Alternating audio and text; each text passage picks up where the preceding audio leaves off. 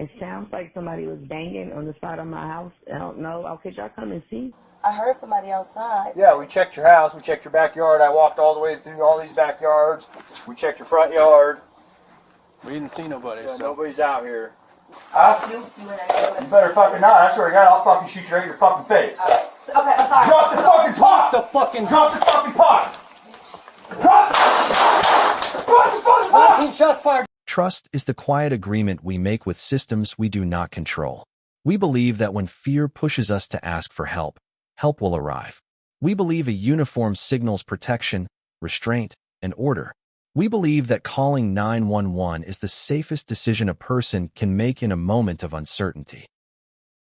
On the morning of July 6, 2024, in Springfield, Illinois, that belief ended in death. This is the story of Sonia Massey, a 36-year-old mother who called for help from her own home and was killed by the person sent to protect her. Stay with me, because this case is not only about what happened in one house on one night. It is about what public safety promises and what happens when that promise collapses. It sounds like somebody was banging on the side of my house. I don't know. Okay, y'all come and see? Shortly before 1 o'clock in the morning on July 6th, Sonia Massey dialed 911. She told the dispatcher she believed someone was outside her home. There was no report of violence, no mention of a weapon, no indication that she posed a danger to anyone. She was scared and asking for assistance. 2 Sangamon County Sheriff's deputies were dispatched to the address. One of them was Deputy Sean Grayson.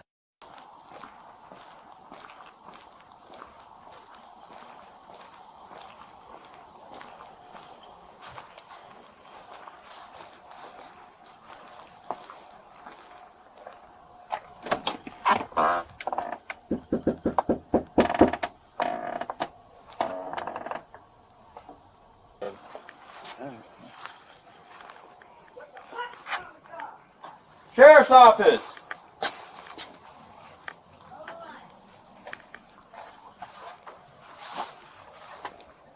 Two houses down, I think. Oh no, it's right here. One you called.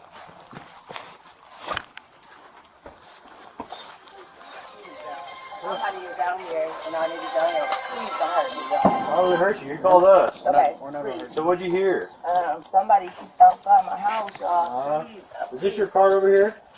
please, God, please, God, please. Is this your car over here?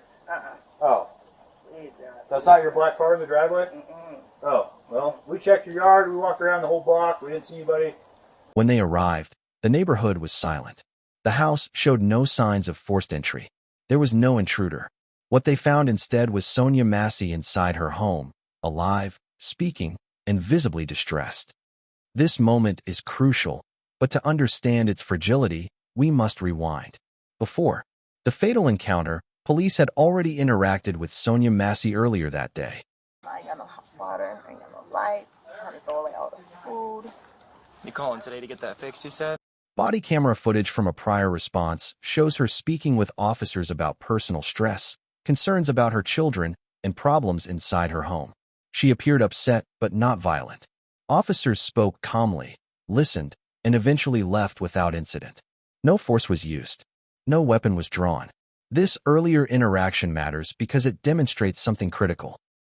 When the response centered on patience and crisis awareness, Sonia Massey survived the encounter. Back inside the house during the later response, Deputy Sean Grayson and another officer from the Sangamon County Sheriff's Office were met not with chaos, but with cooperation. Sonia Massey let them in. She spoke with them. The initial interaction, as pieced together from reports, was calm. They walked through her home. The external threat wasn't found. The script was following a routine pattern: call, response, assessment, resolution. Movement became suspicious. Sonia Massey appeared confused and asked questions. At one point, she moved toward her kitchen and picked up a pot that contained hot water. Body camera footage shows the moment before escalation. What matters here is not simply the object in her hands, but how it was interpreted. In crisis response, confusion is addressed with time and communication. In threat response, ambiguity becomes danger. Seconds later, Deputy Sean Grayson drew his service weapon and fired. Drop the fucking pot! Drop the fucking pot! 3 shots. One struck Sonia Massey in the head. The woman who had called for safety lay mortally wounded in her own kitchen. The threat she feared had not arrived from the outside darkness. It had arrived in a uniform, summoned by her own hand. The coroner ruled her death a homicide. The person who called for help was now dead, not because of the threat she reported, but because of the response she received. What follows such a profound breach is the system attempting to reconcile itself. Deputy Grayson was swiftly fired. He was charged with murder. The sheriff condemned the act. The legal machinery began to turn. In October 2025, a jury convicted Sean Grayson of second-degree murder. The law had delivered a verdict. But the law operates in the past tense. It cannot answer the question now haunting that home, and implicitly, every home. But focusing only on criminal charges misses the larger issue. This case is not just about one officer's actions. It exposes a structural problem in how emergency systems respond to vulnerability. Calling 911 is not a neutral act. It is a surrender of control. You give your location, open your door, and trust that authority will reduce harm. That trust is the foundation of public safety. Without it, the system cannot function. The critical failure in this case lies in the shift from crisis response to threat response. Crisis response assumes vulnerability and seeks to stabilize. Threat response assumes danger and seeks to control. Sonia Massey's situation required patience, de-escalation, and awareness of mental health stress. Instead, fear drove interpretation. When fear governs authority, the person asking for help becomes the perceived threat. This dynamic has consequences far beyond one case. When people see that calling for help can lead to death, behavior changes. Individuals hesitate to call 911. Emergencies escalate without intervention. Communities grow distant from institutions meant to protect them. Researchers describe this as the chilling effect, and it weakens public safety rather than strengthening it. Sonia Massey's story resonates because it is ordinary. A noise outside, a phone call, a uniform at the door. Nothing about her actions was extreme. That is why so many people see themselves in her place. The question this case leaves behind is unavoidable. If following the rules does not keep you safe, what does safety depend on? This was not a failure of the public to trust correctly. It was a failure of the system to deserve that trust. Public safety must be more than authority and weapons. It must be restraint, judgment, and humanity, especially when someone is in distress.